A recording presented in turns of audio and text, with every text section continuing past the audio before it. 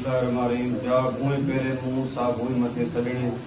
जिन लट बाद ओढ़ में पेरे ठासूं तीन मिड़ो इधू किलो थी पे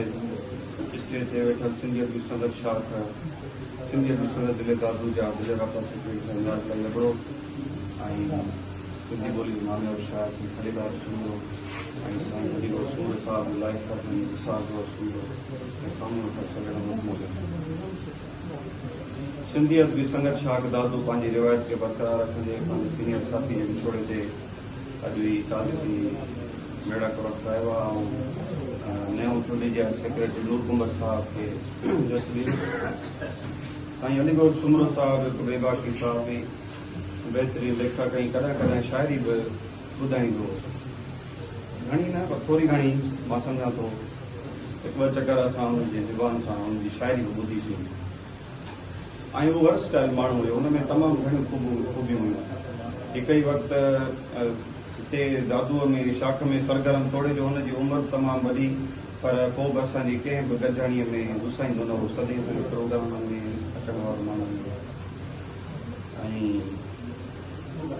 सदाईं जीअं साईं ॻाल्हि कई इर्शाद त सदाईं पंधु मोटरसाइकिल ते न वाक कंदो ऐं ॿी हुनजी हिकिड़ी जेका ख़ूबी न हुन में बर्दाश्त तमामु घणी हूंदी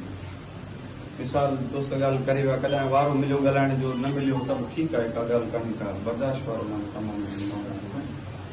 ऐं मुंहिंजे जेको टेन्यूअर में त मां सम्झां थो का हिकु बि गॾजाणी मुंहिंजे मूंखे नज़र में न आहे त का हुन मिस कई हुजे या को प्रोग्राम मिस कयो हुजे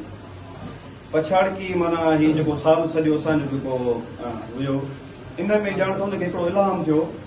चई त सजा साईं मेरा बचड़ा है निसार ओ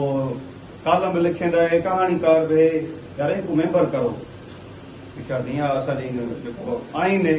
ॿ टे गॾजाणे आवे मुंहिंजी चपणी आहे जेका तकलीफ़ पेश करे इशारा करे मेंबर ॼाण हुनखे इहो इल्हाम थियो त मां वेंदुसि ऐं असां अॼु सम्झूं था त साईं अलीगोर जे रूप में अॼु असांखे निसार मिलियो आहे हिकिड़ो अलीगोर असां खां छिड़ी वियो आहे त ॿियो अलीगोर असांजे साम्हूं वेठो आहे अलाह हुनखे जन्नत में जायूं ॾे ईअं थिए थो जॾहिं मां चूंडिजी आयुसि त पहिरीं ताज़ियती गॾजाणी साईं अमन खान जेको आहे सुहाग जे हवाले सां हुई ऐं इंशाअल्लाह तव्हां दोस्तनि में सुठी तवक आहे सुठा प्रोग्राम कंदा गर्मी तमामु घणी आहे